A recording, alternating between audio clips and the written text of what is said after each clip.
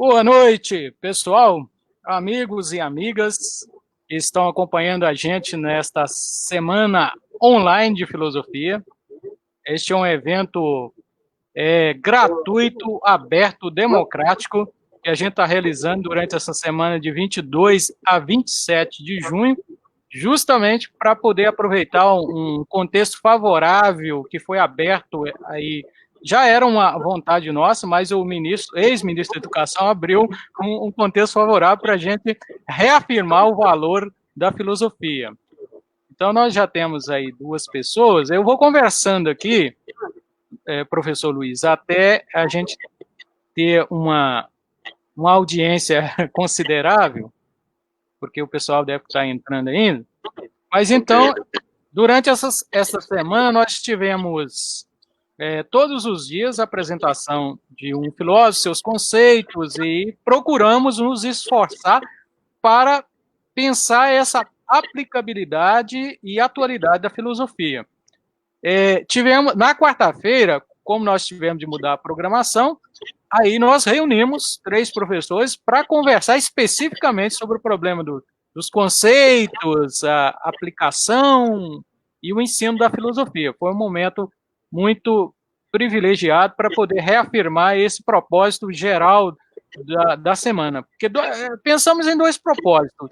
O primeiro, que é o mais urgente ainda do que dar a resposta ao ministro, essa semana, o que era urgente para nós era ajudar as pessoas, todos nós, sobre o problema que nós estamos vivendo, da crise sanitária, da pandemia, e a gente vê o que a filosofia pode nos ajudar neste momento, neste período.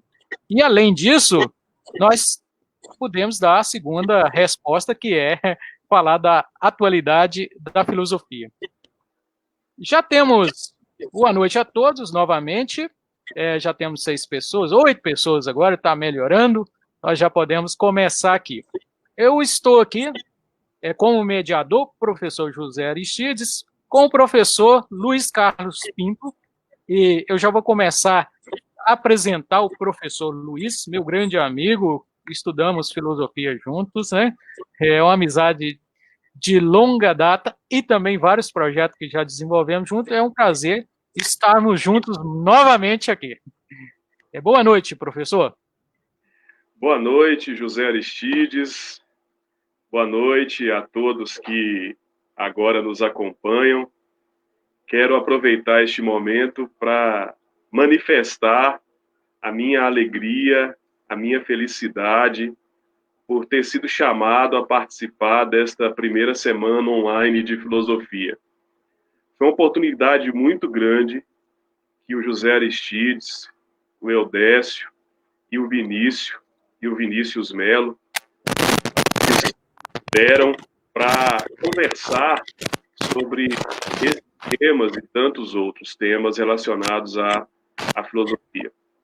José Aristides, Eudécio e Vinícius nos presentearam, sem sombra de dúvidas. Foi uma semana muito rica e eu já digo de uma vez, a gente já está com saudade. Antes mesmo de concluir, já bate a saudade. No sábado à noite, conversar sobre filosofia, depois de uma semana riquíssima, depois de tantos temas, depois de uma audiência muito significativa, pelas redes sociais, Facebook, YouTube, usando aí das tecnologias da informação e da comunicação para conversar, para dialogar sobre filosofia, sobre o cotidiano, sobre a sociedade. Eu fico muito contente com esse convite, muito feliz por estar aqui, muito feliz por poder participar e compartilhar com tantas pessoas, com amigos, como você bem disse, somos amigos de longa data, há muito tempo não nos encontrávamos assim. Eudécio também, Vinícius, conheci de uma maneira mais próxima agora, a partir da semana. Professor Romildo, não conhecia. Pessoas que enchem o nosso dia a dia de muita coisa boa, de muita positividade. Muito obrigado, viu, José Aristides, pela oportunidade. A gente que agradece, professor Luiz, e nós vamos começar. Eu vou começar aqui apresentando a formação do professor Luiz. Ele é mestre em educação pelo programa de pós-graduação em educação da Universidade Federal dos Vales de Jequitinhonha e Mucuri, em Diamantina. Possui graduação em filosofia pela Faculdade João Calvino e licenciatura em pedagogia. É servidor da educação, professor de educação básica efetivo da Secretaria de Estado de Educação de Minas Gerais. Ele leciona filosofia na Escola Estadual Odilon Berens, em Guanhães, Minas Gerais, e na Escola Estadual Monsenhor José Amantino dos Santos, em Sabinópolis, Minas Gerais. O professor Luiz vai desenvolver a temática, está aí na sua tela, Byung-Chul Han e a Sociedade do Desempenho, uma reflexão sobre o trabalho docente em tempos de pandemia. Essa contribuição da conferência dessa noite é muito bem-vinda, porque o filósofo Byung-Chul Han ainda está sendo conhecido por nós aqui no Brasil.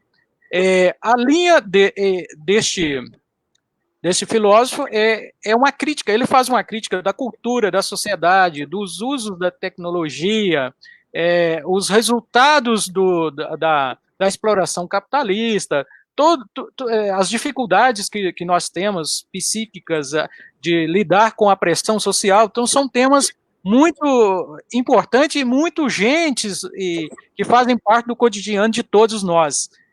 Este filósofo, ele é um sul-coreano, mas só que ele desenvolveu a sua formação e todo o seu trabalho na Alemanha. Então ele é um germano-coreano, um coreano-germano, coreano-alemão. Nasceu em 59, trabalha na Universidade de Berlim, e os seus interesses são mídia, tecnologia, sociedade, cultura, fadiga, violência.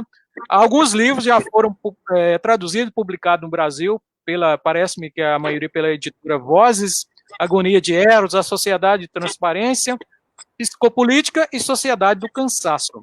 Então, com a palavra, o nosso professor mestre Luiz Carlos Pinto. Fique à vontade. Mais uma vez, boa noite a todos. Então, a minha formação é filosófica. Eu bebi inicialmente das fontes da filosofia, fui colega, amigo, parceiro, como já dissemos aqui, do Eudécio, do José Aristides, em Caratinga.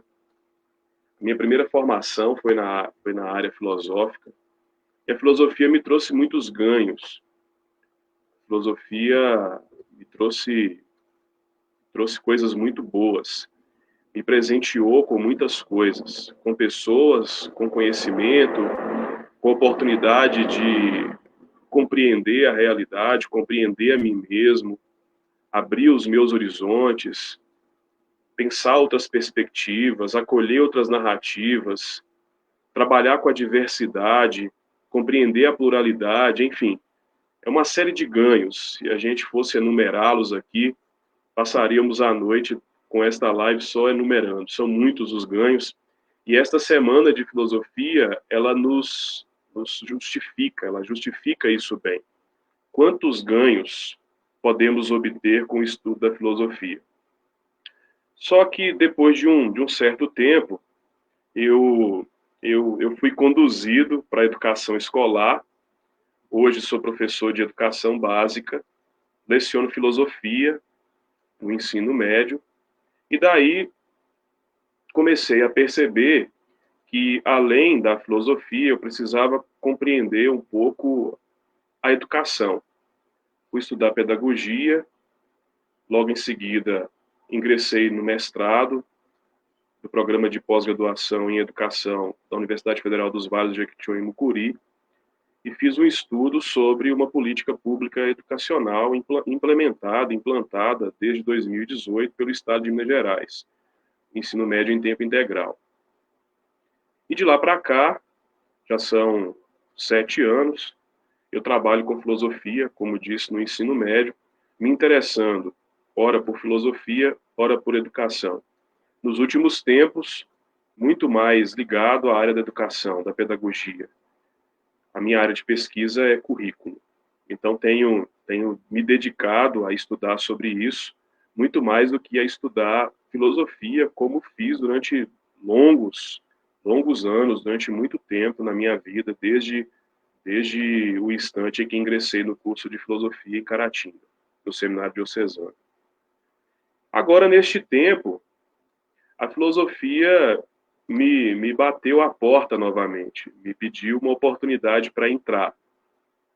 E eu, como há muito tempo não lia textos filosóficos de uma forma tão sistemática, percebi que precisava recuperar isso. Eu precisava, sim, navegar na área do currículo, mas precisava também navegar na área da filosofia. Foi aí que, diante desse cenário de pandemia, eu comecei a me perguntar sobre o que tem sido, como tem sido vivenciar esse trabalho, esse cenário como docente. São muitas dificuldades.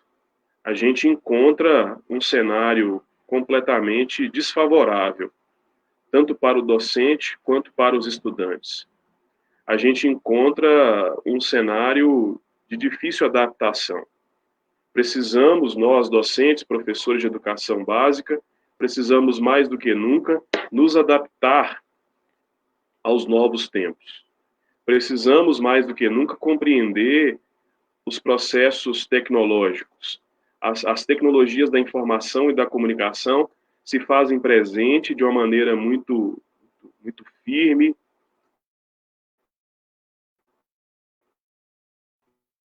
na nossa vida. As tecnologias são uma exigência. Uma exigência. E aí, diante desse cenário, ouvi falar, um pouco mais recentemente, do filósofo sul-coreano Byung-Chul Han. E quis ler o texto Sociedade do Cansaço, porque, de fato, uma das coisas que a gente mais ouve nesse período é o fato de que nós, por exemplo, professores de educação básica, e também, certamente, outros profissionais, vivenciamos, enfrentamos um processo muito difícil de adaptação, não só no que diz respeito a compreender as tecnologias da informação e da comunicação, mas também o fato de cada um de nós talvez aí, ter de trazer para dentro da nossa casa, o nosso universo de trabalho. A gente trouxe para dentro de casa o universo de trabalho. A nossa casa virou um pedaço do nosso espaço de trabalho. Isso traz uma série de problemas. A gente se divide, o tempo fica cada vez mais difícil de ser controlado. Estamos em casa ou no trabalho? Quais são as exigências disso a partir de então? O que devemos fazer para não tornar os nossos dias cansativos? O que devemos fazer para garantir que o nosso trabalho não seja mal executado? O que devemos fazer para garantir que a nossa saúde mental não fique afetada? Porque estávamos acostumados com uma outra rotina. Estávamos acostumados, nós trabalhadores, a sair das nossas casas, a frequentar os espaços de trabalho, a voltar para as nossas casas, e a nossa casa ser o lugar de descanso, ser o lugar de aconchego, o lugar de partilha. Agora, sobretudo nós, professores da rede estadual, tivemos que trazer para dentro da nossa casa o trabalho. Então, dividimos o nosso espaço de lazer, de descanso, de aconchego, com outras atividades, com outras tarefas. E isso gera um certo cansaço. Isso gera um certo esgotamento. Isso exige de nós até mais do que, às vezes, a gente pode oferecer. Isso exige de nós uma série de adaptações e de transformações da nossa realidade, do nosso espaço. Veja, o meu espaço domiciliar teve que ser transformado para caber nele o meu trabalho. Então, isso é uma exigência. E muitos de nós tivemos que fazer isso. Eu vou repetir essa frase, porque ela me impactou. O meu espaço domiciliar, o meu lugar de aconchego, virou também o meu lugar de trabalho. E agora? O que eu posso fazer para conviver com essa situação. Foi aí que eu fui ler o Byung-Chul Han, fui ler Sociedade do Cansaço. E me deparei com algumas questões que eu passarei agora a dividir com vocês, produto dessa leitura. Veja, na live com o professor Romildo, nós conversamos sobre interdisciplinaridade, ele nos falou sobre os objetos de estudo da psicanálise, da filosofia, da educação.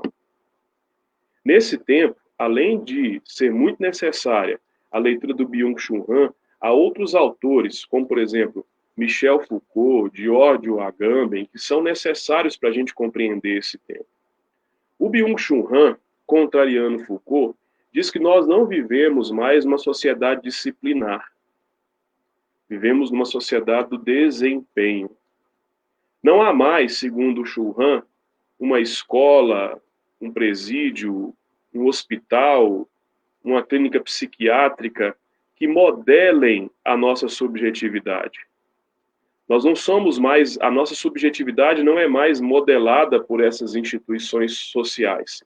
A nossa subjetividade não é mais construída por essas instituições sociais, definidas por elas. Mas, a partir de agora, somos nós mesmos quem definimos e modelamos a nossa subjetividade. Então, da sociedade disciplinar, caminhamos na direção daquilo que o Byung-Chul Han chama de sociedade do desempenho.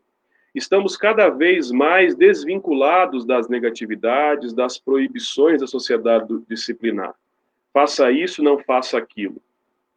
Estamos cada vez mais nos organizando como sociedade da liberdade. Eu sou livre. Eu sou livre para determinar os rumos da minha vida. Eu sou livre para fazer escolhas profissionais. Eu sou livre para fazer escolhas pessoais. Eu sou livre para optar pelos relacionamentos. Então, veja bem, não há nada mais, na perspectiva do Chul Han, que me modele, que me define. Não há um paradigma a ser seguido, impulsionado ou próprio estimulado pela sociedade disciplinar e por essas instituições sociais. Então, o indivíduo se coloca como pleno em liberdade. O que define, então, na perspectiva do Chul Han, a sociedade disciplinar é o poder hábil. O sujeito do desempenho é um sujeito da afirmação. Ele se afirma o tempo todo como carregado de competências, ele se afirma o tempo todo como carregado de habilidades, e isso é o tempo todo exigido a ele. Então, vejam bem, ele está livre, ele já não depende mais de nenhuma instituição, ele já não é mais modelado, conformado, a sua identidade, a sua subjetividade já não depende de nenhum mais dessas instituições citadas aqui por mim. Ele agora é um sujeito livre, ele impõe sobre si mesmo regras de conduta, de convivência, de relacionamento, de trabalho. Ele é uma espécie de empreendedor de si, falaremos sobre isso. E o que significa esse poder hábil? Ele está cada vez mais, ele é cada vez mais impulsionado a agir, a fazer, a concretizar suas obras, a garantir que a sua liberdade não seja, em nenhuma medida, subtraída, negada. É o sujeito livre. É o sujeito do desempenho, é o sujeito da afirmação. Eu sou, eu posso ser, não há nada que me impeça de ser. Eu te encontro no pódio. É uma sociedade que faz de mim um sujeito o tempo todo movido por uma engrenagem que quer me tirar de um lugar que eu não considero ideal, que eu não considero o melhor, que não faz de mim feliz e me colocar no pódio. Na sociedade do desempenho, eu preciso ser alguém. Na sociedade do desempenho, eu preciso ser alguém. Se eu não for alguém, se eu não me tornar alguém, se eu não me constituir como um sujeito livre, é como se eu não existisse. Então, nesse aspecto, o Byung-Chul Han entra em conflito com a psicanálise freudiana. Porque, veja, esse indivíduo já não é mais reprimido por nada. Não há nada que o reprime. Não há nenhuma instituição social que o reprima. Não há regra que o reprima. Ele é livre e ele busca a liberdade. Ele tem poder para mudar a sua realidade. As máximas, segundo Byung-Chul Han, do sujeito do desempenho são a liberdade e a boa vontade. Como eu disse, o sujeito do desempenho é o empreendedor de si mesmo. Ele se desvincula da negatividade imposta pelos outros. Se alguém me diz eu não posso, você não pode ser, eu digo sim, eu posso. Sim, nós podemos. Ele se afirma o tempo todo. Ele é o empreendedor de si mesmo. Ele procura o tempo todo, e aí não mais produto da repressão, não mais produto daquilo que o outro quer de mim, mas produto daquilo que eu mesmo quero de mim. Produto daquilo que eu mesmo imponho sobre mim mesmo, sobre mim. Produto daquilo que, dos projetos pessoais que eu vou cultivando, que vão construindo sobre mim uma ideia de liberdade absoluta. O sujeito do desempenho nesse sentido, já que ele exige tanto de si, já que ele requer tanto de si, já que ele espera tanto de si, ele jamais alcança repouso. Ele jamais alcança gratificação. Ele está o tempo todo, segundo Byung-Chul Han, concorrendo consigo mesmo. Ele procura superar a si mesmo até sucumbir. Porque ele já não encontra mais com quem dialogar. Ele já não encontra mais com quem disputar. A disputa é com ele mesmo. A roupa que ele compra é para satisfazer a si mesmo. O curso que ele faz é para satisfazer a si mesmo. O relacionamento é para satisfazer a si mesmo. O sujeito do desempenho, ele é o self, ele se olha o tempo todo para o espelho, ele se enxerga o tempo todo para se afirmar, para definir sua subjetividade. Ele faz tudo o que puder para se afirmar. Ele é o sujeito do desempenho, ele é o empreendedor de si mesmo. Nesse sentido, o sujeito do desempenho é um homem sem características. Ele é flexível. Quem é ele? Ele pode ser qualquer coisa. Ele vai se modificando, se transformando, à medida que a realidade, as circunstâncias o obrigam a se modificar, o obrigam a se transformar. Ele não possui uma identidade. Ele não possui uma identidade. Ele se modifica o tempo todo. Ele não possui características. Se ele é o sujeito do desempenho, a vida e a trajetória pessoal dele são o tempo todo móveis. Móveis, se movem. E é difícil você encontrar identidade ou características em quem o tempo todo precisa se mover.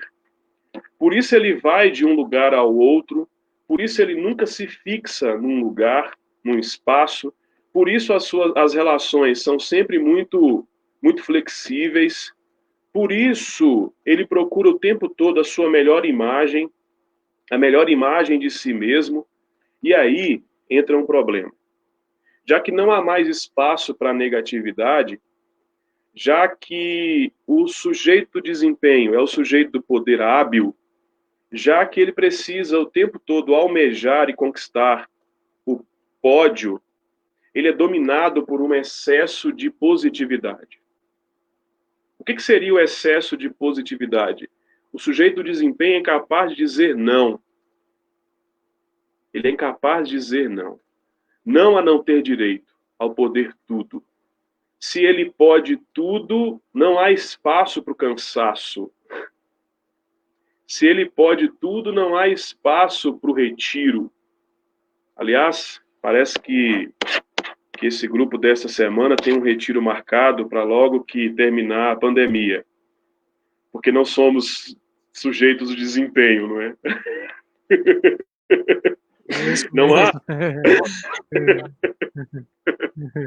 Não há, não há espaço para o não há espaço para a negatividade. É sempre positivo.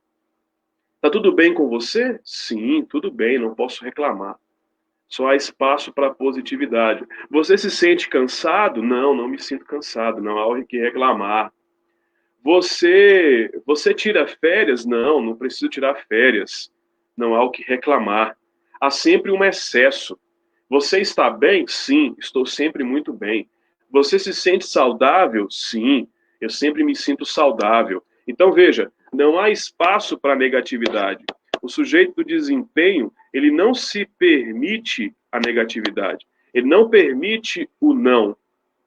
Ele permite o poder hábil. Ele pode tudo. Esse excesso de positividade desgasta o sujeito do desempenho. Só que ele não está desgastado com o outro. Ele está desgastado consigo mesmo. Por quê? Porque ele precisa se enxergar no topo. Porque não há espaço para negatividade. Porque não há espaço para o lúdico. Não há espaço para o repouso. Não há espaço para o ócio. Na sociedade de desempenho não há espaço para isso. Estamos o tempo todo no trabalho.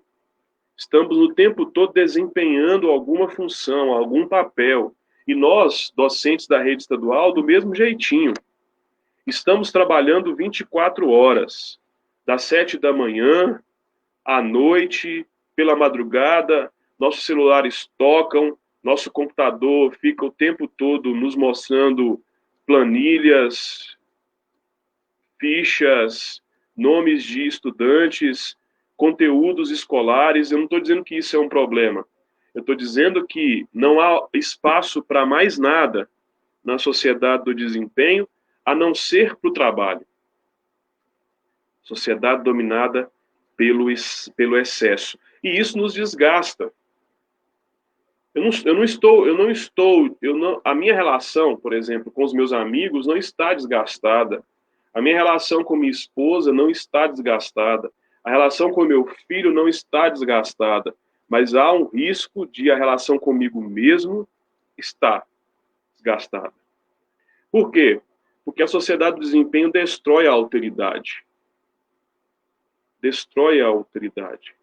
Estamos cada vez mais ensimesmados, porque precisamos atingir a meta, os objetivos, precisamos alcançar o melhor lugar, precisamos atingir o pódio. É daí, meu colega Romildo, psicanalista, que as doenças psíquicas se manifestam. Burnout e depressão emergem de um sujeito cansado. Cansado de quê? Cansado de ter que ter iniciativa. Cansado de ter que ter iniciativa. O depressivo, segundo Byung-Chul Han, é a pessoa esgotada por sua soberania. Teve de exercer o tempo todo o poder. Teve de atingir o tempo todo os melhores lugares. Agora está cansado. Agora está cansado. E as doenças psíquicas se manifestam. E o sujeito não sabe exatamente identificar o motivo. O motivo está aí, segundo Byung-Chul Han. Exigimos muito de nós, nos transformamos em sujeitos do desempenho, somos dominados pela positividade, somos incapazes de dizer não, precisamos o tempo todo entrar nessa engrenagem do trabalho, de um sistema capitalista neoliberal, que vai nos empurrando cada vez mais para o fundo do poço. A frase do Byung-Chul Han sobre a depressão é no mínimo impactante. O depressivo é a pessoa esgotada por sua soberania. O sujeito do desempenho, ele só se torna mais flexível se for para explorar a si mesmo. É o famoso 24/7. 24 horas, 7 dias por semana, incansavelmente. Para explorar a si mesmo, ele é flexível, ele se adapta. Para explorar nós mesmos, nós nos adaptamos. Eu transformei a minha casa no meu local de trabalho. O famoso home office. Então eu me adapto. O meu celular já não é mais um mecanismo, um instrumento de contato com as pessoas. Ele virou meu instrumento de trabalho. O meu computador já não é mais um instrumento de estudo, de leitura, de escrita, ou de qualquer outra coisa. Ele agora é meu instrumento de trabalho. Toda a minha vida está cercada por instrumentos de trabalho. Toda a minha vida cercada por instrumentos de trabalho. Isso é, sem sombra de dúvida, uma consequência da sociedade do desempenho. A sociedade do desempenho necessita de uma pessoa flexível. Claro. A sociedade de desempenho precisa de uma pessoa flexível, por quê? Porque uma pessoa flexível vai aumentar a produção da sociedade do desempenho. Quanto mais tempo eu tiver para me dedicar ao meu trabalho, melhor a produção. Quanto mais tempo eu tiver, quanto mais eu transformar a minha casa, os meus espaços de aconchego, de lazer, quanto mais flexível eu for, maior a produção, maior o desempenho. Eu perco com isso, mas o meu patrão ganha, porque a produção aumenta. Eu não preciso sair de casa, eu não preciso enfrentar o trânsito, encaramos isso como uma coisa positiva, mas na verdade só revela as dificuldades impostas pela sociedade do desempenho a nós. Eu acordo às 6 da manhã e já não vou para o meu trabalho, eu já estou nele. Eu saio para almoçar, eu não saio do meu local de trabalho, eu já estou nele.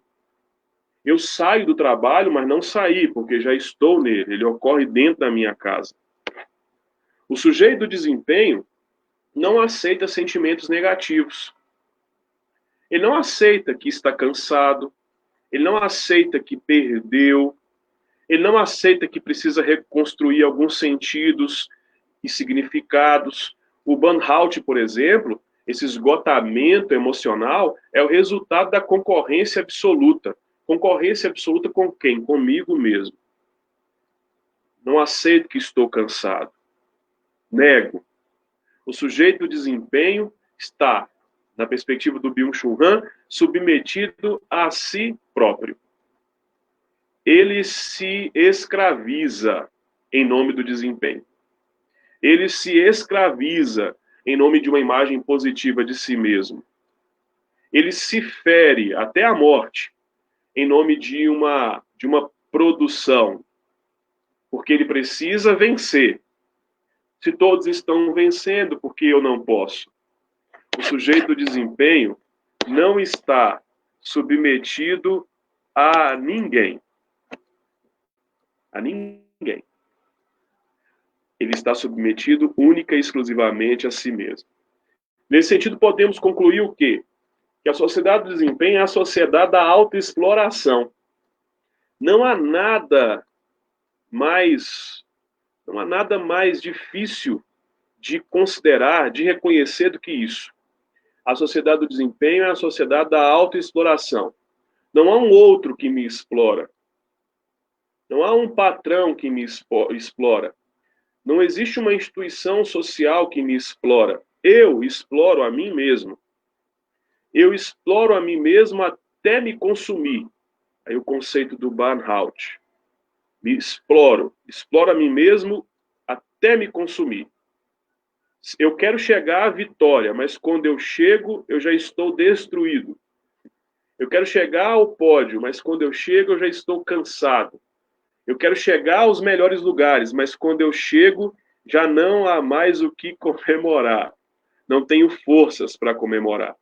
O sujeito do desempenho, segundo Byung-Chul Han, se destrói na vitória. Isso também é impactante. Para prosseguir, o sujeito do desempenho acaba se entregando ao trabalho, ao desempenho, de uma maneira livre, a fim de quê? A fim de maximizar o desempenho, a fim de maximizar o seu trabalho. Então ele é coagido a ser livre, ele é obrigado a ser livre. Ele não se coloca na dependência de outro, ele não se coloca na dependência de ninguém. Por quê? Porque ele precisa competir consigo mesmo. Eu vou conseguir, vou me esforçar ao máximo, vou me dedicar ao máximo, vou conseguir. Vou passar manhãs, tardes, noites me dedicando, eu vou conseguir. Eu preciso conviver com a sensação de que eu venci. E aí entra uma frasezinha que a gente costuma ouvir o tempo todo, não é? O maior adversário seu é você mesmo. Essa é uma frase que revela ao máximo a sociedade do desempenho. Eu sou adversário de mim mesmo. O meu pior concorrente, o meu pior adversário, o meu adversário mais potente sou eu mesmo. Isso é resultado da sociedade do desempenho. O sujeito do desempenho, já falamos sobre isso, mas vale repetir, é escravo e empreendedor de si. Eu não sei, com dados históricos, isso me falta, mas nós nunca usamos tanto a palavra empreendedorismo como agora. Minha esposa, por exemplo, é empreendedora e sempre quando nós conversamos, ela me diz: como isso cansa. Como cansa ser empreendedor de si mesmo. Como cansa ter que definir estratégias para sempre se manter competindo. Como cansa ter que definir estratégias, buscar instrumentos, aperfeiçoamentos para continuar desempenhando bem o meu trabalho. Aliás, essa expressão, desempenhar bem o meu trabalho, é também resultado da sociedade do desempenho. Nesse sentido, a gente pega emprestado lá do Agamben, a vida nua, o conceito de vida nua. A vida despida de toda narratividade. O que é a vida nua? Me parece que o professor Vinícius falou sobre isso, não sei se foi o professor Vinícius, se foi José Aristides ou Eudécio, sobre a redução da vida a processos biológicos. Daí a gente pega o conceito de biopolítica do Foucault para entender isso. Né? A vida reduzida à saúde, a processos biológicos, ela perde a narratividade. Tanto é que todos os nossos planos e projetos políticos, aqueles vistos por nós, têm como único e principal objetivo resolver o problema da vida nua. O auxílio emergencial, vida nua. Programas de habitação, vida nua. A política voltada para a vida nua. Porque tudo está reduzido a processos biológicos. Não se considera o ser humano na sua integridade. Não se consideram as dimensões da totalidade, não se consideram as narrativas. Eu também sou lúdico. Sim, preciso cuidar da minha saúde? Preciso. Mas há outros aspectos, o lúdico, o religioso, o econômico, que também integram a minha existência. Por isso, a gente tem visto crescer tanto clínicas médicas, espaços como academias, etc. Por quê? Porque a busca pela vitalidade e pela saúde, a busca pela vitalidade e pela saúde é uma meta do sujeito do desempenho. E é pior, a vida foi despida de transcendência. Se é despida de narratividade, é também despida de transcendência. Por isso é despida também de alteridade. Então, a vida despida de narratividade, a vida despida de transcendência, a vida despida de alteridade. Na sociedade do desempenho, essa é uma frase do Byung-Chul Han, os homens estão por demais vivos para morrer e por demais mortos para viver. Estão demais vivos para morrer, demais mortos para viver. Então, estamos o tempo todo nesse jogo. Estamos realmente vivos? A pergunta que a gente faz é o seguinte, né? O trabalho me consome, custa muito desempenhar bem uma função. Que tempo que eu tenho para cuidar de mim? Que tempo que eu tenho para cuidar das minhas relações? Que tempo que eu tenho para cuidar das dimensões que me integram?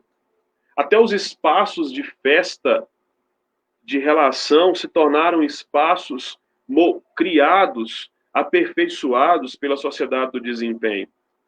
É muito comum, por exemplo, você fazer uma viagem e no final dizer como me cansei.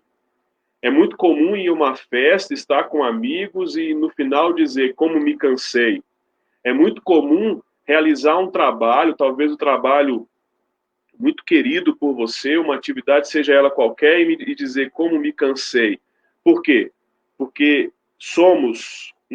a gente impõe sobre nós mesmos uma série de obrigações.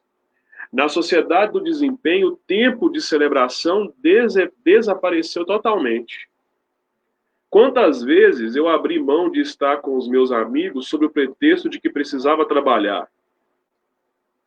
Quantas vezes eu abri mão de estar com a minha família sob o pretexto de que precisava trabalhar? Quantas vezes eu deixei de brincar com o meu filho, nesse lúdico onde o tempo se perde e a brincadeira não tem nenhum objetivo, e disse para ele, agora não posso, preciso trabalhar. O tempo de celebração desaparece na sociedade do desempenho. E aí, cada um carrega consigo mesmo um campo de trabalho. Como disse, o que aconteceu? O que tem acontecido com os professores da rede estadual? Trouxemos para dentro das nossas casas os nossos espaços de trabalho. A minha casa virou meu local de trabalho. Eu estou falando de uma categoria profissional específica, mas a gente pode pensar sobre tantas outras pessoas que tiveram que trazer para dentro das suas casas os seus locais de trabalho. Eu carrego comigo mesmo, o meu campo de trabalho. Eu carrego comigo mesmo os meus instrumentos de trabalho. E aí sim, agora sim, nesse tempo de pandemia, eu justifico a minha ausência, porque de fato é justificável, e digo, não tenho tempo, não posso, porque preciso cumprir o isolamento, o distanciamento social. Daí vem a pergunta, acho que José Aristides refletiu sobre isso num dado momento, não me lembro quando, sobre se de fato a pandemia pode trazer algum tipo de mudança nesse contexto aí da sociedade do desempenho proposto pelo Byung-Chul Han. A liberdade na sociedade do desempenho está se tornando coação. A repressão, essa é uma frase do Byung-Chul Han, a repressão cede lugar à depressão. A repressão cede lugar à depressão. Não tem ninguém me infligindo, não tem ninguém me castigando, mas eu cheguei a um ponto tal que cansei de exigir de mim mesmo o melhor. Isso tudo se deve, obviamente, o Byung-Chul Han faz uma crítica cultural, uma crítica social, faz uma crítica ao sistema capitalista neoliberal, e termino essa primeira parte, acho que me estendi um pouco aí, você me desculpa, viu Aristides? Eu termino essa parte dizendo o seguinte, por que estamos nesse cenário chamado pelo Byung-Chul Han de sociedade do desempenho? Porque todo o nosso universo, tudo se tornou uma espécie de mercadoria, inclusive a educação. Mercadoria. E já que se torna uma mercadoria, precisa de ser produzida em grande escala. E a quem cabe essa produção em grande escala? A nós, sujeitos do desempenho.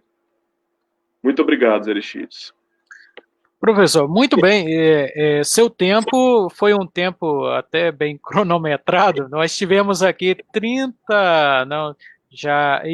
40 minutos. Menos de 40 minutos. É um tempo suficiente. Nós temos aí mais de 20 minutos ainda para conversar sobre as perguntas, as provocações e participações. Eu agradeço a todos que estão acompanhando o comentário, todo mundo cumprimentando aí, fazendo a sua apreciação. E antes de eu entrar nas questões deixadas por aqueles que estão assistindo, eu quero só destacar os pontos que eu fui anotando aqui durante a sua exposição, professor Luiz.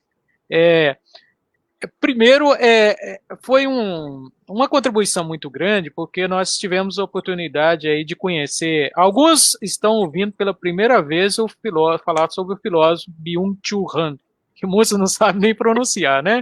Mas parece que a pronúncia mais aproximada é Byung-Chul Han. O Byung-Chul Han, ele seria um filósofo ideal para este momento que nós estamos vivendo, e você soube perfeitamente trazer para a nossa situação. Algumas coisas que eu anotei aqui, a questão das instituições, que nós não somos mais modelados pelas instituições, e nós temos até dificuldade, as novas gerações têm dificuldade de lidar com a disciplina das instituições, porque cada um modela a sua vida, a sua identidade, faz as suas escolhas.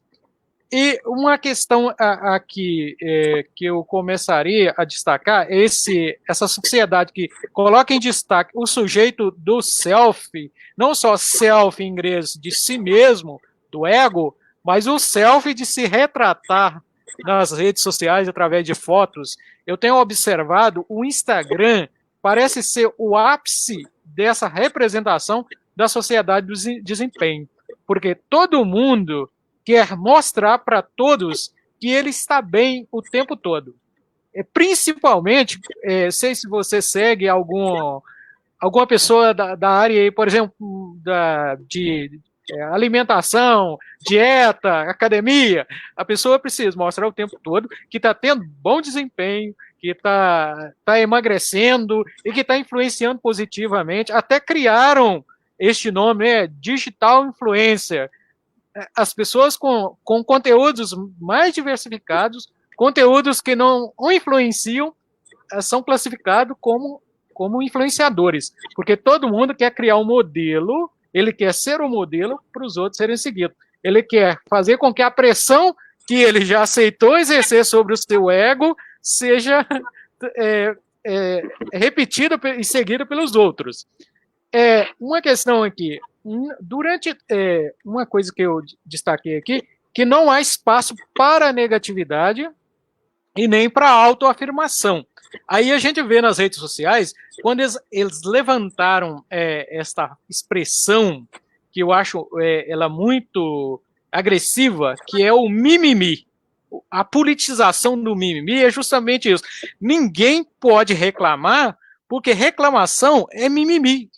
E o mimimi nada mais é do que um rótulo para impedir que o outro fale, se expresse e reclame de algum discurso que esteja incomodando. Então nós temos esse problema muito grande hoje o problema da identidade, da afirmação.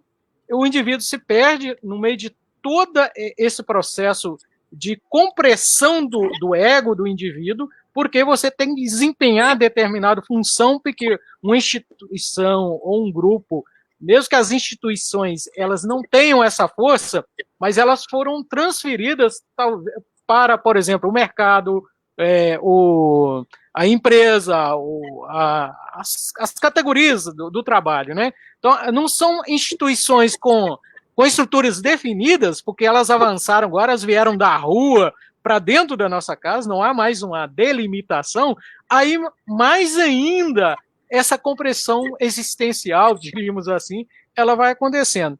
Aí eu começaria aqui com uma primeira pergunta. No meio de tudo isso, com essas transformações, essa pressão que nós estamos exercendo, onde é que está o espaço para aquilo que é bastante natural, primitivo no ser humano? O ócio, a fruição. O Byung-Chul Han, Aristides, vai dizer o seguinte, que a gente precisa recuperar o tempo de celebração. A gente precisa criar espaços onde a diversão, o estar com o outro, não sejam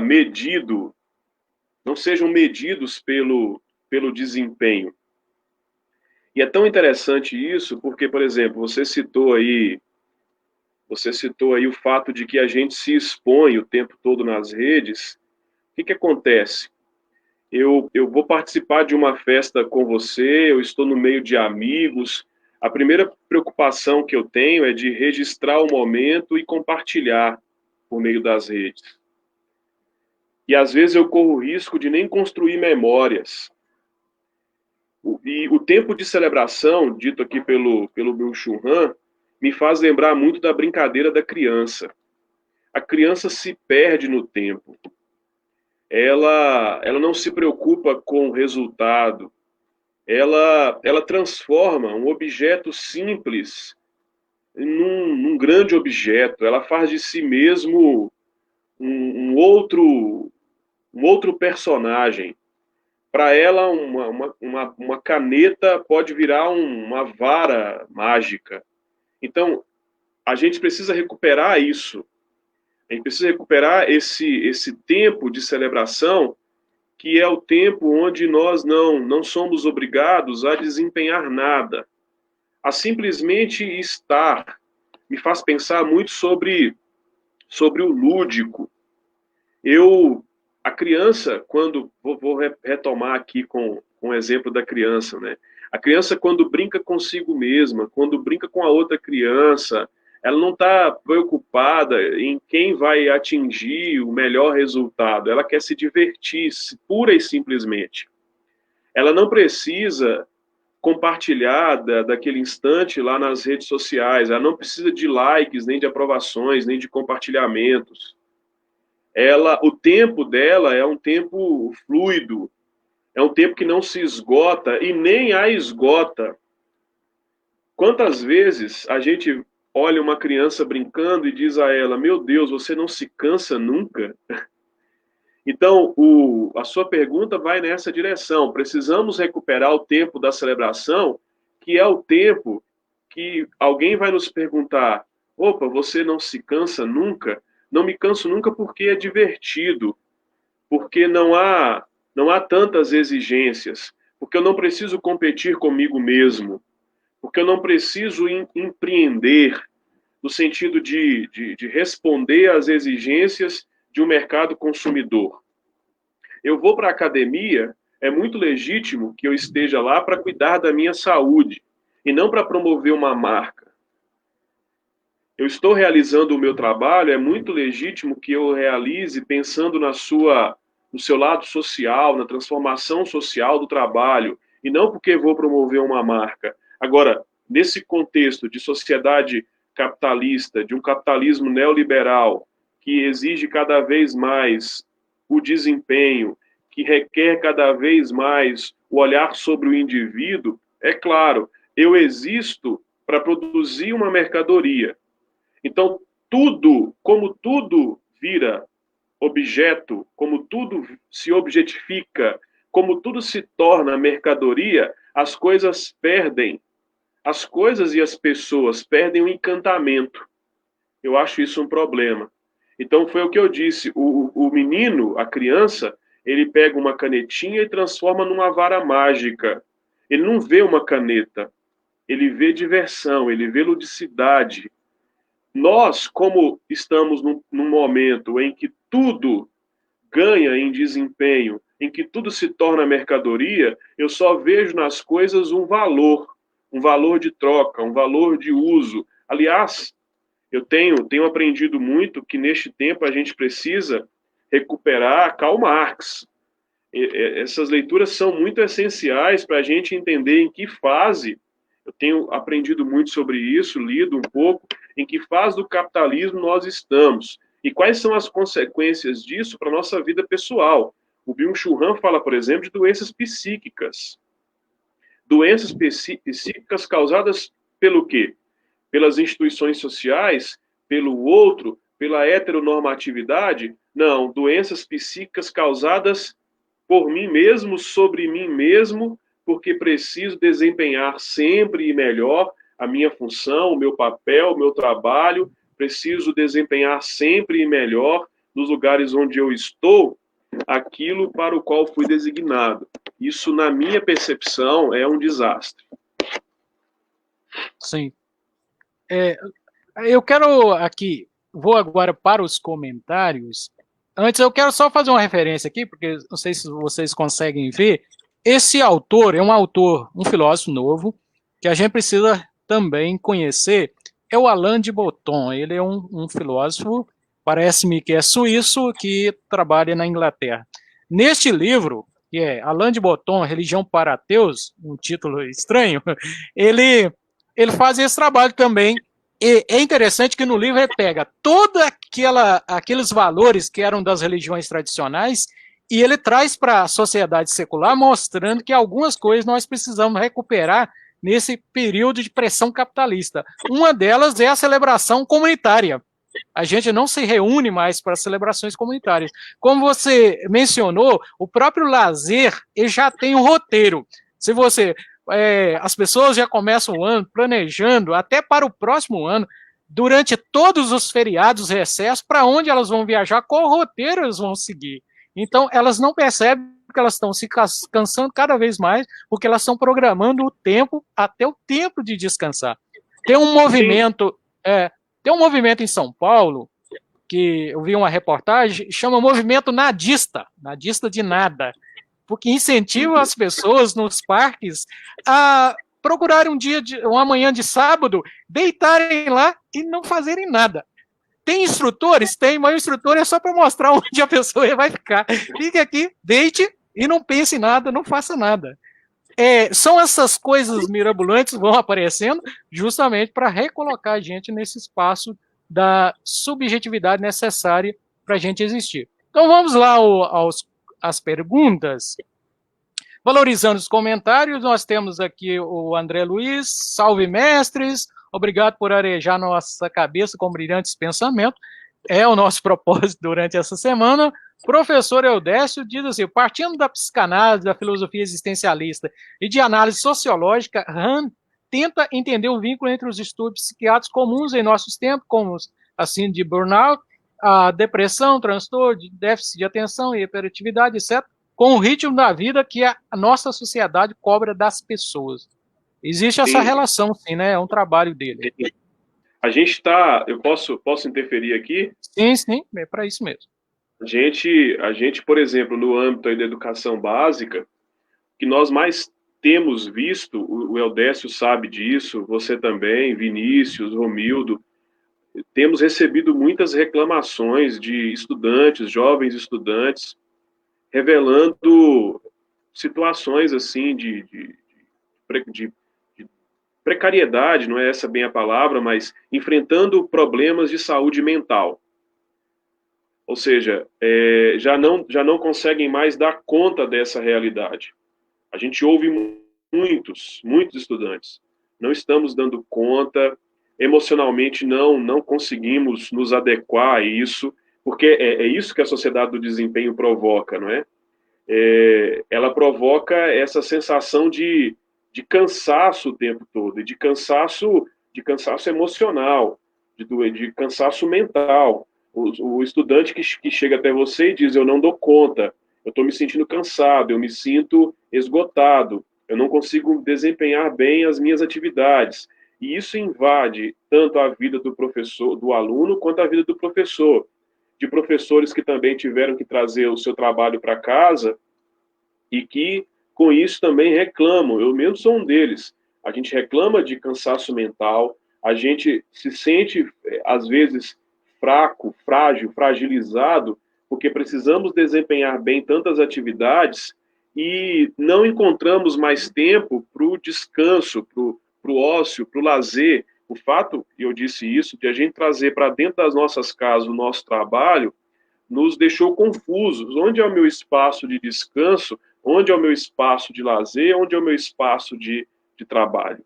Isso gera uma confusão. E daí você imagina, se qualquer pessoa já enfrenta qualquer desses distúrbios psíquicos, psiquiátricos, não sei se me refiro bem falando assim, imagine ela tendo que conviver com isso agora neste momento onde tudo isso se potencializa. Imagine. Você falou aí sobre a questão do Alain de Botton, né, sobre a celebração comunitária. Olha, agora, talvez com o distanciamento social, a gente corra o risco de, como diz o Agamben, de transformar o estado de exceção na regra. De a gente passar agora a entender que esse distanciamento social deve se multiplicar, e como a gente tem criado instrumentos para garantir que o distanciamento social ocorra, num pós-pandemia, vamos manter o funcionamento das coisas dessa maneira? Vamos manter o estado de exceção como se fosse a regra? Esse é o risco, né? Talvez aquilo que a gente acha, eu não quero ser pessimista, aquilo que a gente acha que a pandemia vai nos ensinar de modo positivo, pode também reforçar tendências que a gente não queria que fossem reforçadas. Pode acontecer isso também. Sim. O Edson Silveira, muito obrigado, Edinho. O Edinho foi meu ex-colega de trabalho na editora Dom Carloto. Muito obrigado, ele está acompanhando essa semana inteira. Muito obrigado, Edson Silveira. No momento que você falava do homem sobrecarregado da sociedade de desempenho, diz aquele que faz tudo o que puder. Então, é um grande desafio. E tem pessoas que aceitam este papel, né, como elas sentem-se, às vezes, constrangidas de não assumirem esse papel de ter que fazer tudo. Vinícius está aqui com a participação dele em francês. A liberdade é um dos problemas da sociedade contemporânea, porque, entre outras coisas, trata dos limites da vida coletiva. É isso Sim. mesmo? Trata dos limites da vida coletiva. Mais uma participação, Flaviana Costa, é esposa do digníssimo professor. Isso. A liberdade de poder ser o que eu quero pode tornar-me um sujeito sem identidade? Quero e posso tudo, mas isso me leva a nada? A isso. Sua responsabilidade é responder. Meu Deus.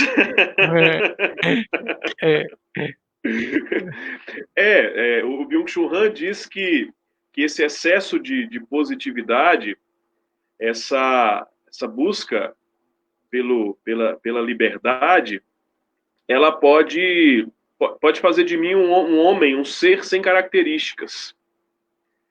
Por quê? Porque eu vou de um lado ao outro.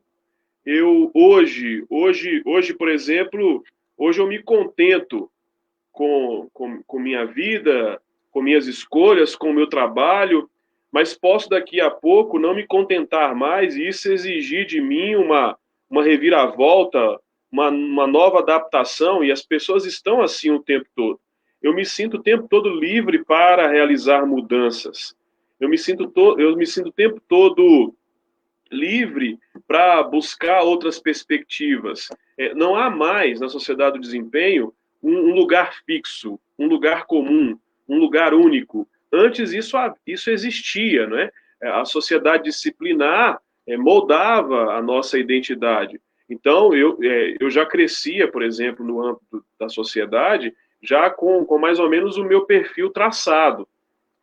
Eu vou para a escola, eu vou para o trabalho, eu vou me casar, vou ter filhos, vou ter netos e vou constituir uma família, vou me aposentar e vou morrer. Essa linha do tempo parecia parecia igual para todo mundo. Hoje não é mais assim. Há uma série de questões que no meio do caminho aí podem ser modificadas. Há uma série de escolhas que eu posso fazer. Eu posso escolher, por exemplo, não me casar, posso escolher, por exemplo, não frequentar a escola, posso escolher, por exemplo, viver sozinho, posso escolher, por exemplo, morar com os meus pais, posso escolher hoje o trabalho X, não me contentar com isso, e amanhã o trabalho Y. Então, tudo parece, um tanto quanto o Byung-Chul Han usa essa expressão, é muito flexível. E a formação da identidade exige, não cabe na formação da identidade essa flexibilidade como proposta pelo Byung-Chul Han. A flexibilidade no sentido de que, para atingir o resultado, para atingir a meta, para chegar a um nível de desempenho esperado por mim que me deixe satisfeito, se eu precisar mudar a minha trajetória agora, eu mudarei. Agora tem um problema. O sujeito do desempenho, na perspectiva do Chul Han, se destrói na vitória.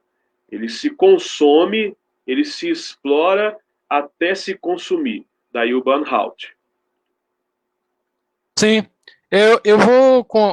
agora mais uma pergunta aqui.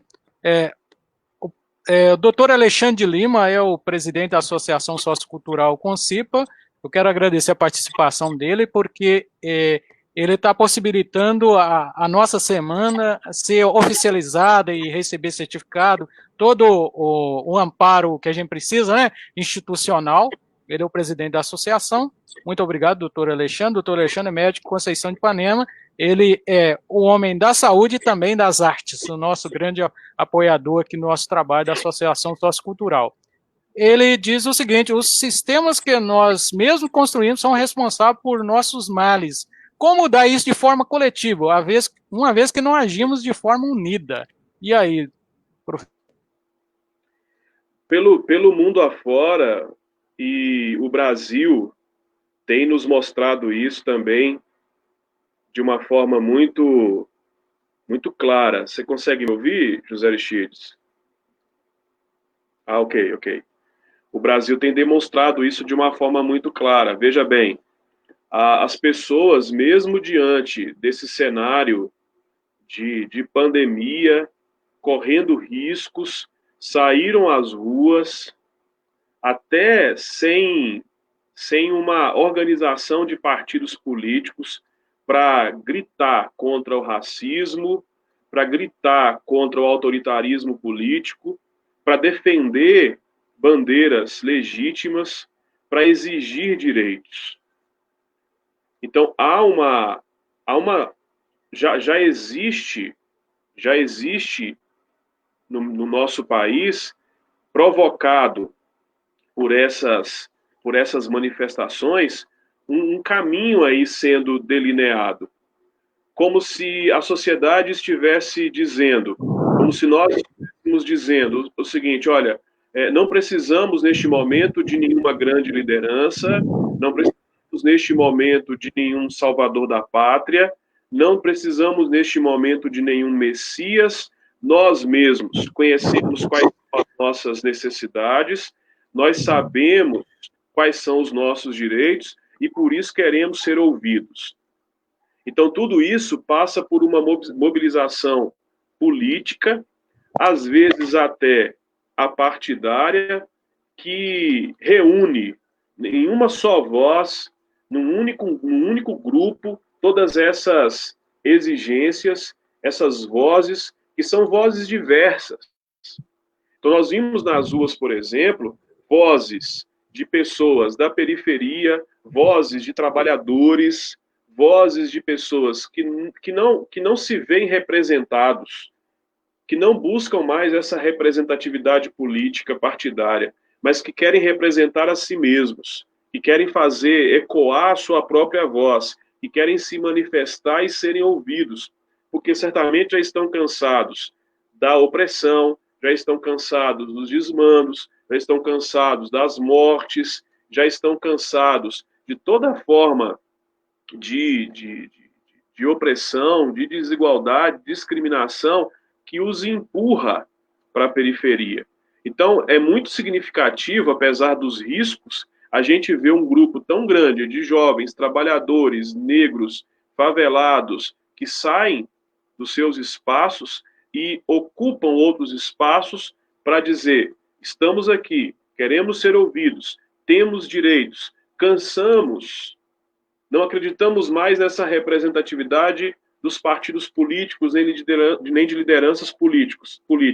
E podemos sim sermos ouvidos, porque criamos uma situação social, compreendemos a sociedade e estamos aí dispostos a dialogar com vocês, porque temos também pautas que devem ser atendidas. Então, eu percebo todo esse cenário por aí. Sim. Aqui nós temos o Vinícius Melo, o professor Vinícius, dizendo: ao que nos parece, a sociedade dos empenhos seria consequência prática e inevitável da faceta do capitalismo selvagem. Sim, do capitalismo na sua dimensão, na sua dimensão neoliberal. Sim. Tem outra. Antes aqui de ir para a próxima pergunta, professor Luiz, se de repente eu tiver alguma queda aí, é bateria, eu posso ter algum probleminha, aí você continua e em alguns minutos eu volto. Eu espero que não aconteça, não. Ranos desafia a recuperar as nossas capacidades contemplativas e celebrativas conforme de compensar a nossa hiperatividade destrutiva. Acho que ficou bem claro já aí. Uhum. Sim. Mais uma aqui, Flaviana Costa novamente. O professor Edécio, em sua live, falou da importância de vivermos a angústia, experimentando-a e percebendo o presente que ela tem a nos dar. A possibilidade de me perceber e crescer a partir disso. O poder da liberdade pode ser uma forma de fugir dessa angústia? O que você tem a nos dizer? Desde que a liberdade, na perspectiva do Chul Han, não nos apresente esse cenário de excesso de positividade. Sim, porque liberdade todos nós queremos, mas também é preciso que a gente saiba mentalizar e perceber fazendo determinadas distinções, porque a liberdade, determinado conceito de liberdade pode se tornar uma nova prisão para a gente, né? Sim, sim.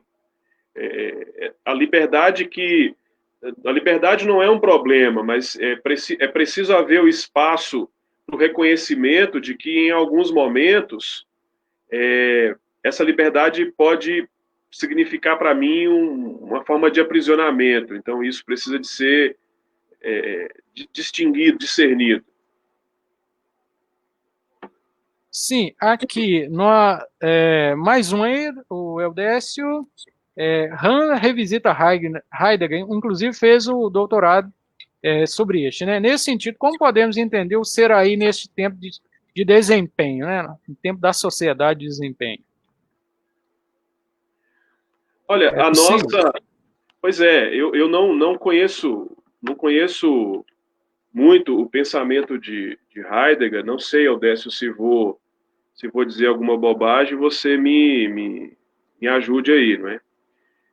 A existência humana, considerando a sociedade do desempenho, fica um tanto quanto limitada àquilo que o ser humano deve atingir, as expectativas que ele cria sobre si mesmo. E não me parece que na sociedade do desempenho, mesmo que a palavra liberdade apareça, mesmo que o excesso de positividade, veja, isso é muito curioso.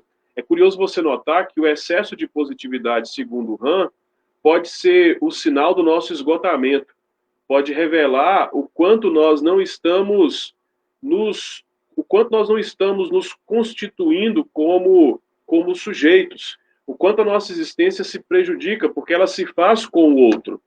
Então, veja bem, se na sociedade do desempenho a autoridade se perde, eu fico com a sensação de que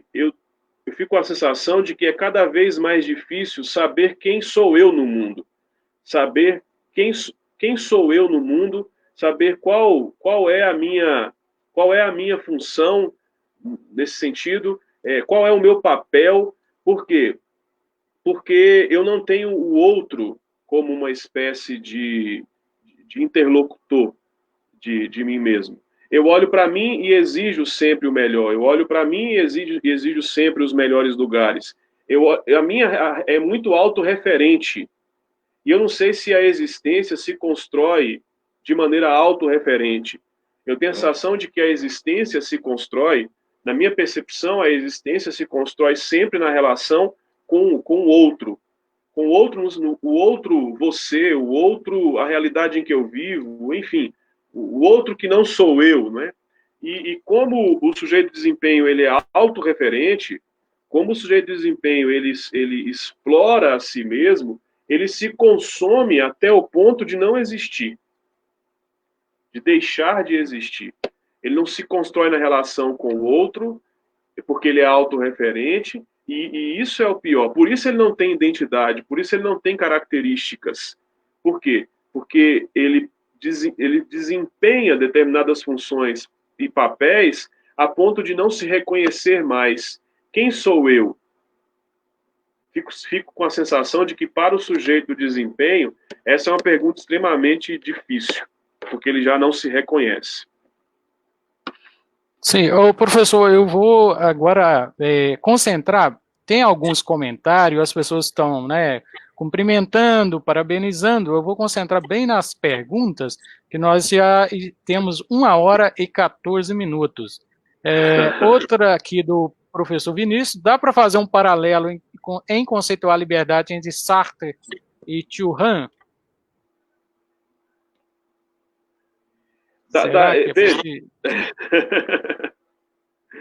Eu não tenho também muita segurança para responder essa pergunta com relação ao Sartre, mas vamos lá. Se a gente trabalhar com a ideia de que para o Sartre o ser humano está condenado à liberdade, a gente poderia dizer que para Chun Han, compreendendo todo esse conceito, todo esse contexto aí de sociedade capitalista no seu lado neoliberal, na sua forma neoliberal, estamos de alguma forma condenados a nos tornarmos sujeitos do desempenho. Estamos condenados a nos tornar sujeitos do desempenho. E isso nos coloca numa situação de aprisionamento, daí a ideia de liberdade. Porque olha o que o Churran diz, a liberdade se torna uma obrigação. Somos coagidos à liberdade. Daí, se na leitura do Sartre, essa ideia de liberdade como uma forma de condenação dialoga com a ideia do Churran, da liberdade como uma forma de coação, a gente poderia retomar, talvez, Vinícius, a concepção do Churran de que nós não vivemos numa sociedade repressora, talvez seja nesse aspecto que Sartre compreende o conceito de liberdade, não é? Uma sociedade repressora, mas vivemos numa sociedade onde há um excesso de liberdade e por isso temos dificuldade, no meio de tanta positividade, de definirmos um propósito, de nos encontrarmos nisso tudo. É como se nós também virássemos mercadoria, como se nós também virássemos mercadoria, como se a única coisa que interessa em nós é aquilo que a gente produz.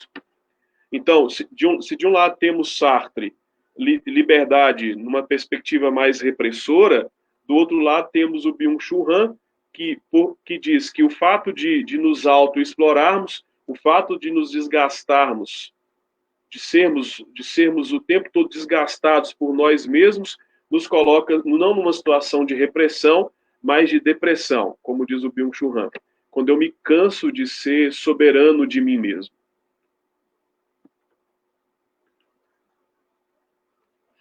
Eu creio que você conseguiu fazer o contato aí entre os dois. Eu creio também que seja nesse sentido. Eu conheço pouco de Churran, já li alguma coisa, e o Sartre a gente tem aquela noção geral da liberdade que ele entende de existencialismo. Eu creio que aí realmente foi uma aproximação boa. Uma vida sem empreendimento teria sentido, já que a gente está falando que o empreendimento se tornou o grande problema, né? Aliás, o excesso do empreendimento, né? Sim. E aí? Olha, o empreendimento, ele precariza tudo nessa perspectiva do Chul Han, não é? Veja, eu vou dar um exemplo assim muito claro. O empreendedor individual, neste momento de pandemia, ele se coloca numa situação desconfortável, porque ele não tem nenhum direito trabalhista garantido. Então, o seu empreendimento, neste momento, o deixa instável. Eu conheço uma série de empreendedores individuais, nessa perspectiva do mercado que a gente está produzindo aqui, que neste momento dependem do auxílio emergencial do governo federal. Eu conheço uma série de empreendedores individuais que neste momento estão com suas atividades profissionais paralisadas. Então, além de a gente fazer essa leitura do empreendimento na perspectiva do Han, de que nos tornamos empreendedores de si mesmos, a gente não tem mais patrão. Somos nós, os nossos próprios chefes, né? Eu sou o chefe de mim mesmo. Então, eu exijo mais de mim do que, de repente, o meu patrão exigiria. Então, a própria visão de empreendimento, ela carrega consigo aí uma perspectiva capitalista neoliberal.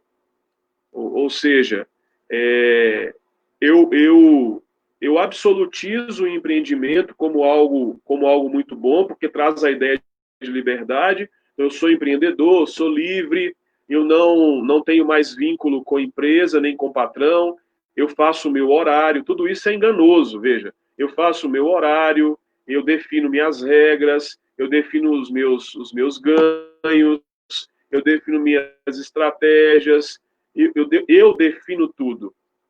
E isso, na perspectiva do Han, do Byung-Chul Han, traz uma série de consequências. A gente apontou aqui algumas consequências sociais, econômicas, além de a gente entrar aí nesse rol daqueles que se tornaram os sujeitos do desempenho. E, claro, quero reforçar, precarizamos as nossas relações de trabalho toda vez que levantamos a bandeira do empreendedor. Sim. Aqui o Edson Silveira diz, e como recuperar o tempo pessoal? Eu acho que você já comentou até bastante. O problema nosso é muito mais um problema de excesso, né? De perceber isso, que às vezes a gente entra nesse ritmo, a vida e as circunstâncias vão nos fazer uma espécie de compressão e a gente, quando assusta, já está nesse ritmo de vida, né? Isso é uma consequência, Sim. claro, do capitalismo, né? Isso era previsível, só que hoje nós estamos no Brasil e a gente acha que isso vai diminuir, está no processo de reflexão, de paralisação, e eu acho que agora que nós começamos a fase mais aguda, nós brasileiros experimentamos isso, porque nós estamos numa fase de afirmação do neoliberalismo, mesmo vendo Sim. várias sociedades desmoronarem por causa disso. Sim, a própria ideia de empreendedorismo vem nessa onda, né? Sim, sim. Vem nessa onda. E aquilo que a gente já conversou aqui, estamos cada vez mais precarizando as relações de trabalho em nome de um ideal de liberdade empreendedor. Sim, Tanto é verdade que, por exemplo, eu conheço muitos estudantes do ensino médio que já trabalham com o mercado financeiro. Quer dizer, uma nova fase do capitalismo. Veja, é dinheiro que gera dinheiro, que precariza as relações de trabalho. De alguma forma, eu queria só fazer um comentário, uma coisa que eu tenho observado, eu tenho, por causa das minhas pesquisas em ciências da religião, observado a necessidade que nós temos de recuperar a tradição, a presença de uma tradição, não como obrigação, a tradição como referência na nossa sociedade capitalista. Isso tem prejudicado muito, porque a gente entra nesse desempenho, transformando pessoas em máquinas, e toda a tradição, ela tem um conjunto de valores, de princípios, tem um ritmo, tem uma disciplina, e isso é uma dimensão espiritual, não só no sentido de espiritualidade como sentido religioso, mas espiritualidade como o Marx entende, né? A dimensão espiritual é a dimensão de toda o cultivo das humanidades ali, da arte, da música, o ócio entra nisso, tudo isso.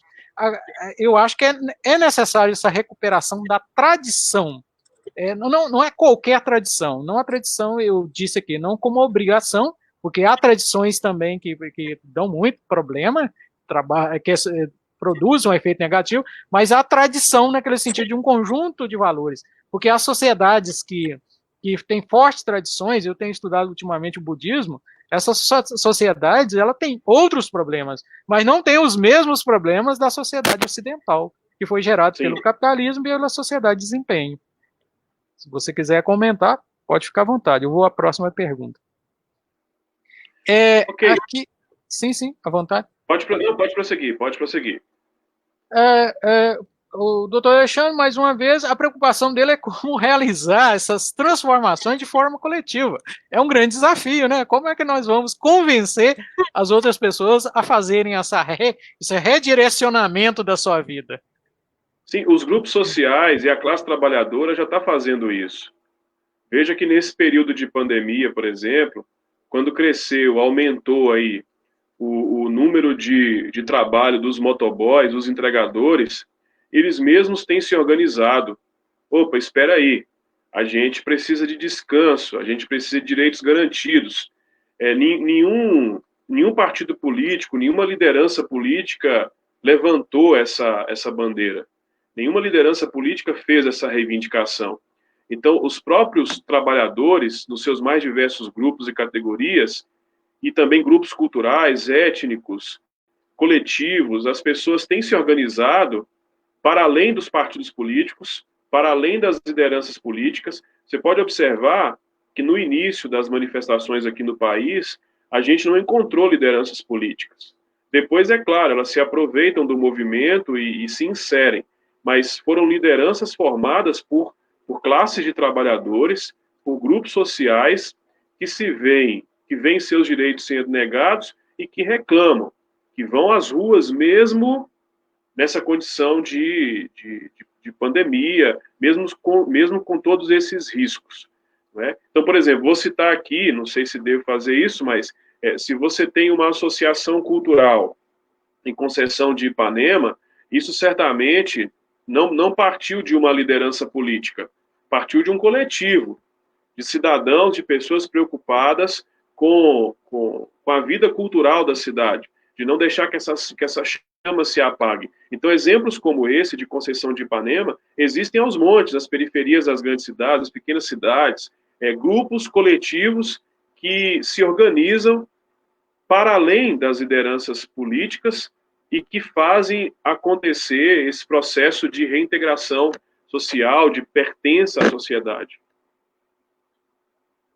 Aqui o Edson Silveira, eu vou até agora tomar liberdade até de resumir as perguntas. A preocupação dele é com essa relação com o mundo digital, porque muitas vezes esse espaço que deveria ser para o debate, às vezes está sendo o local de fuga do debate. Então, como é que nós podemos pensar? Isso seria importante. Durante a semana, vários tentaram responder nas suas áreas, né, naquilo que estavam propondo como reflexão. Esse mundo digital pós-pandemia, como é que nós podemos pensar nessa relação física, nesse contato, no diálogo, sobre essa possibilidade? Será que nós vamos aprender mais a usar esses meios, diferente dos usos errados que temos feito até agora? Esses meios, eles demonstraram o seu potencial, né? Veja que a gente tem acompanhado aí desde o início da pandemia. Para quem se interessa, você encontra lives, transmissões, debates em todos os campos, em todas as áreas. Não é verdade que temos só lives de música sertaneja ou de outros gêneros e estilos. Não é, sim, sim. não é mesmo? Há lives para todos os gostos. Você liga, você acessa a internet e você tem à disposição uma série de assuntos, debates, etc. O que eu observo é o seguinte: nem sempre a gente consegue, nesses espaços, fazer a interlocução que a gente está fazendo aqui agora com as pessoas que participam. Porque aqui a gente desenvolve o tema e abre um espaço para ouvir as pessoas. Isso que é importante, esse diálogo não pode cessar.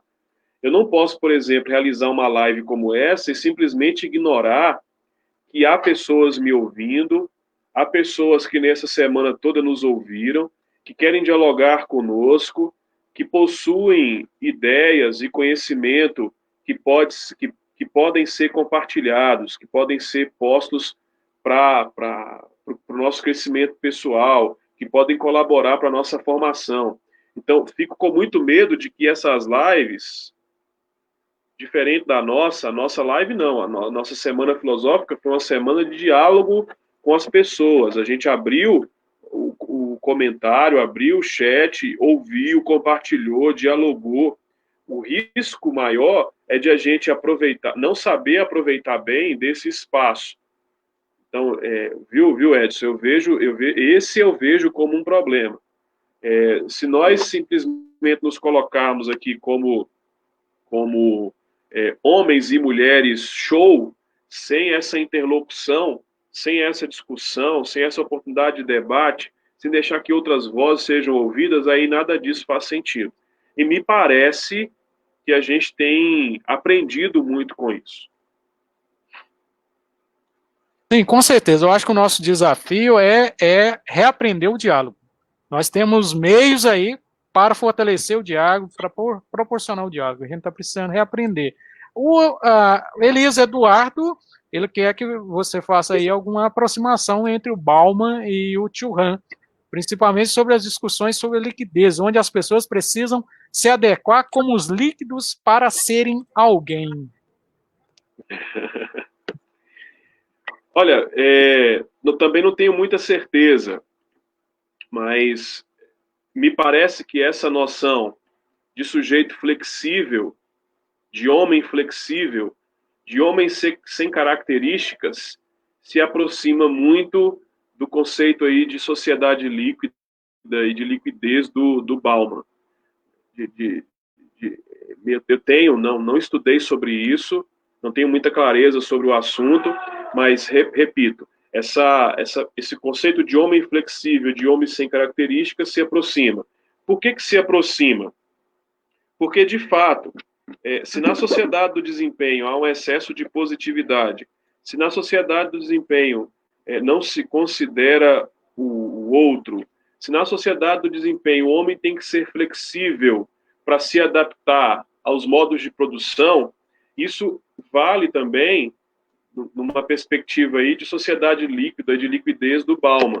Eu preciso me adaptar a tudo e a todo instante para que eu encontre, eu diria assim, o meu lugar no mundo. Talvez aí, Eudécio, não sei se estou correto na minha compreensão, talvez aí o conceito de ser aí do Heidegger, né? Qual é o meu lugar no mundo? Em que existência eu me encontro? A da flexibilidade ou estou diluído sem um rosto? Possuo um rosto? Possuo uma identidade? Ou estou diluído no meio de uma massa? Me parece uma questão muito interessante de ser posteriormente discutida.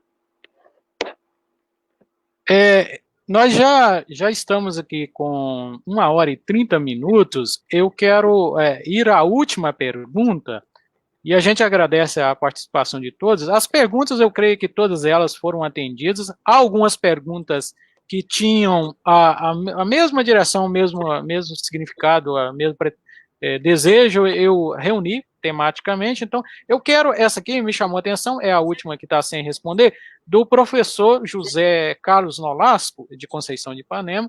Ele diz o seguinte: como ficam aqueles que não se encaixam na sociedade do desempenho? Eu acho que é um aspecto que não foi discutido aí ainda, né? Com base na análise do Rand, também se deprimem?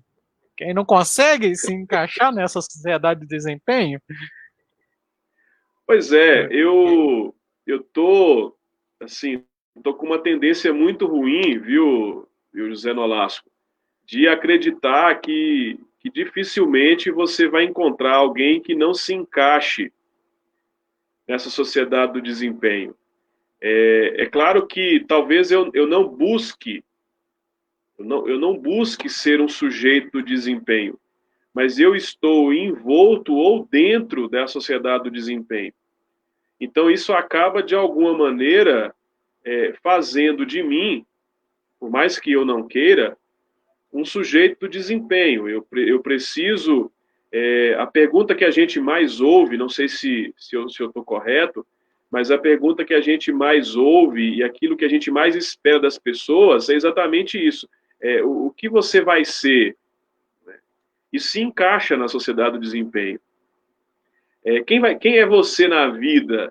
Isso se encaixa na sociedade do desempenho. Então, essa preocupação com o que eu serei, essa preocupação com o que eu serei, essa preocupação com qual é o papel que eu vou desempenhar, essa preocupação com qual é o resultado eu vou atingir, isso de alguma maneira está. Você, por exemplo, que desenvolve qualquer trabalho, seja ele em qual for, está preocupado com o resultado. E às vezes você exige mais de si mesmo do que do outro. Às vezes você perdoa as faltas do outro e não perdoa as suas faltas. a gente observa isso muito, por exemplo, no âmbito da escola de educação básica. Às vezes o professor ele releva o erro do aluno, mas não releva o seu próprio erro. Então estamos o tempo todo nessa balança, não é?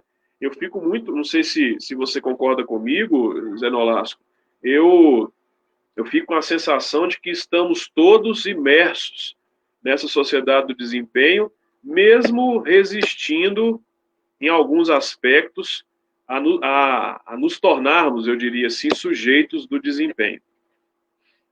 Sim. Muito bem, eu quero valorizar aqui o Salomão Rafael, nosso grande amigo, atrasado, mas cheguei. Então, Mas valeu, porque durante a semana toda estava valorizando o nosso trabalho. Aqui também a Dalva Eliá, você se lembra dela, Luiz, nossa amiga lá Dalva de Eliá, Caratinga? Muito com obrigado, certeza. Dalva. Está valorizando o nosso trabalho também. Muito E, bom, muita saudade da Dalva. então, a gente agora já ultrapassou 1h30, já estamos 1h35. A gente agradece a todos que acompanharam durante esta semana, comentaram, compartilharam, deram gostei, o amei.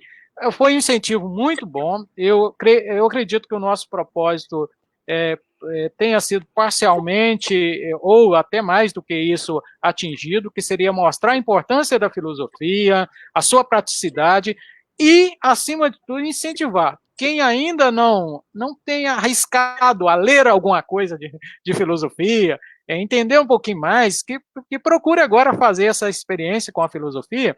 E eu não posso deixar aqui de fazer uma propaganda. Eu tenho um canal no YouTube que eu tenho procurado não fazer do conhecimento mercadoria. É um espaço para compartilhar. É uma espécie de uma economia solidária. Porque eu tenho o trabalho, o desempenho, eu preciso do desempenho também de ir lá, de fazer, de tirar o tempo, mas é gratuito. E eu estou desenvolvendo lá no canal a história da filosofia brasileira em 6 episódios. Então, você que não é inscrito lá no canal, é só ir pesquisar no YouTube, José Aristides Silva Gamito. Aí tem o curso completo. Nós estamos lá no 3º episódio. Então, acompanhe que ainda tem muita coisa para a gente aprender sobre filosofia. Professor, suas considerações? José Aristides, meu caro amigo, que alegria, viu? Que prazer poder compartilhar deste momento com você. Ontem à noite, nós tivemos um instante assim muito agradável.